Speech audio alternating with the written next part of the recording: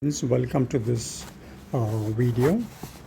Friends, always it's a new platform which we will use to deliver life transforming content. This is our first video, motivational video 1, Mother of All Shocks. It's a story of a man called Still.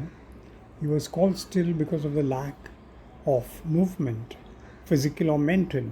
He was not able to comprehend his situation and take necessary steps to come out of it. One fine day, early morning, he was passing by a graveyard and decided to rest after having a good night's sleep. Now, what we need to note here is he already rested for 12 hours, and after resting for 12 hours, decides to rest again. So, do we usually find cases like this, or is this an isolated case where one thinks of resting after finishing resting? Well, it all depends on the perspective. if we look at ourselves as children, many of us are pampered and are relaxing in early childhood. We become students and we are still resting. We continue with the resting. We become into young adults, take up jobs, do business, and the resting continues. So even at later parts of our life, we continue resting. So from that perspective, this is not an isolated case, and it possibly could be happening with so many people here. The workers arrived in the morning as there was a burial that day. They saw Still lying so stiff and still and buried him as they thought this was a body to be buried, since there was a coffin too lying nearby. Yes, if one is not awake and alert in this competitive and aggressive world, one can be buried. 3 to 4 hours later, the workers received a call and were told that the body will be sent for burial within the next 1 hour. The workers informed that the burial was already done. There was a heated argument. The workers realized what they had done, and they were filled with dread. They had buried Mr. Still by mistake. Luckily, they had not yet filled the grave with mud. There were loose ends and grooves through which there was oxygen going in. So actually, Mr. Still was still alive. As they tried to pull out the coffin, Still heard the loud sounds as the coffin tossed and banged its way up. He was eager to get out. Well, who wouldn't be eager to get out from a life and death situation? This is one time where Mr. Still was awake and alert.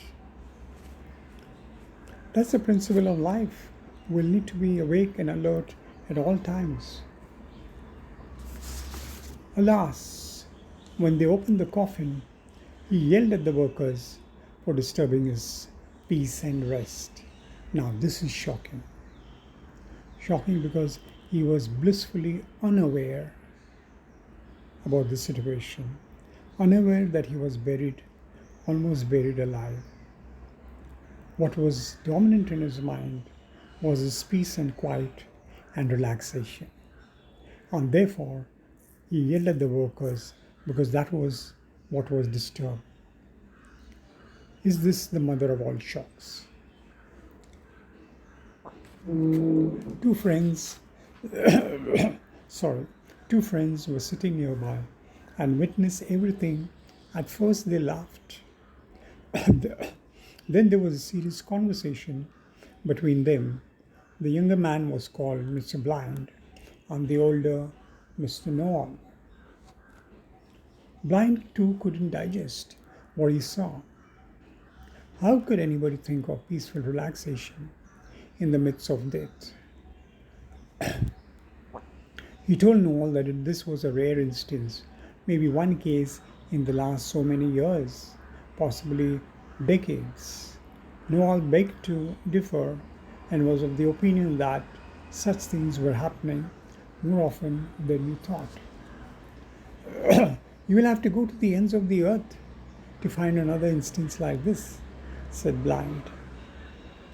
No need to go to the ends of the earth. I bet we can find it right under our noses, exclaimed Noel with a frown that reflected pain and discomfort. Noel threw a bombshell when he said that Blind could be another example.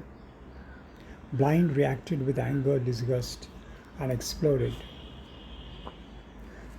Blind yelled into Noel's ears with all fury.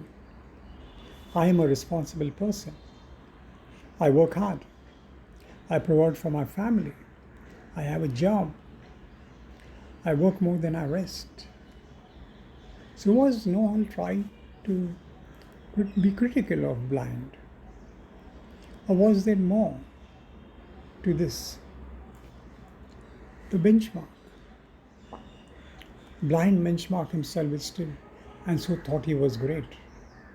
Noel benchmarked Blind to the richest and the most successful person in their country. So comparatively, Blind was stagnating in his career and achievements, a life of mediocrity, going nowhere, just still, perfect replica of Mr. Still. Yeah, so it was easy for Blind to compare himself to Mr. Still and feel great about it. No one was comparing him to a higher level. How often does this happen? We tend to shift the benchmark to make ourselves comfortable. For example, a student who's targeting, say, 98 or 99% marks finally gets only 75. So he shifts the benchmark and says, well, thank God I didn't get 50. Compared to 50, 75 is great. And the student who gets 50% again shifts the benchmark and says, thank God I didn't get 20%. Compared to 20%, my 50% is great. What Noel was trying to say that sometimes we need a mirror to look at our true self. Still's incident was like a mirror where Blind saw his true self. The familiar and the unfamiliar. Science has proved that mind will bring to realization what it's familiar with. Blind yelled at Noel, thinking he is critical. Actually, Noel was just referring to a higher level which was unfamiliar to Blind's mind. Therefore, the anger. How often we see these things happening to people all around us. Our current mindsets are the programming we have gone through since childhood. It can continue to influence us even today. It is not automatically erased because of qualifications or positions we hold. Thinking versus programming. There are many who argue that every individual has thoughts of scoring 100% in examination or reaching the top spots in workplace or business. However, mere thinking will not bring about realization. Our dreams need to be powerful enough. It needs to be embedded, wired into our subconscious for it to be realized. Examples of great sportsmen. How often have we heard, when people talk about great people?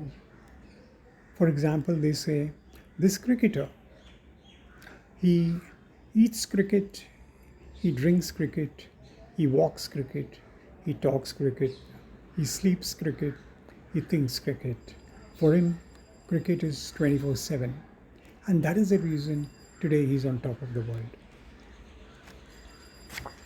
Still was still under the influence of his childhood programming. He always looked for an opportunity to relax after a small exertion. See where it has landed him today. The biggest tragedy is he is not aware that this is his childhood programming.